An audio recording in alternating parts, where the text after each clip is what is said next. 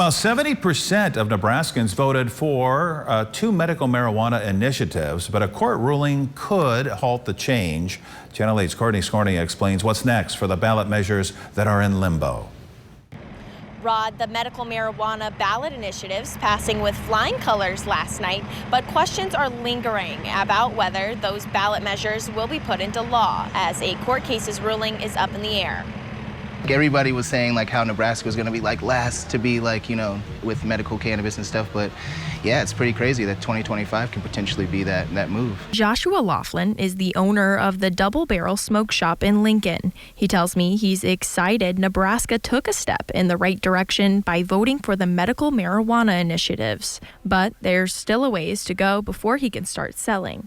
The Nebraska Attorney General's office says some people who were collecting signatures to put the measures on the ballot committed fraud, and a lawsuit over those allegations is currently in a judge's hands.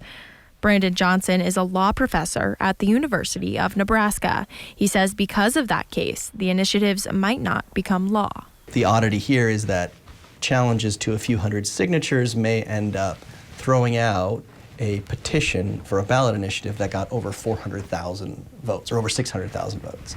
After a trial ending this week, Judge Susan Strong did not rule on whether the claim of fraud was strong enough to invalidate the initiatives. Johnson says the judge has two different options when deciding the measure's fate. She could disallow the entire petitions. She could say, we think there's something wrong with these signatures, but the ballot sponsors can get a chance to cure those errors, so they can go back and sort of verify those signatures. Or if she sides with the ballot sponsors, then they win, the case is over. He tells me either way, the decision will likely be appealed, so Nebraskans are currently in a waiting period. It's unlikely that anything happens with the actual initiatives until that's all resolved at the state Supreme Court. We're going to have some delays. We're going to have some delays before medical marijuana will be available.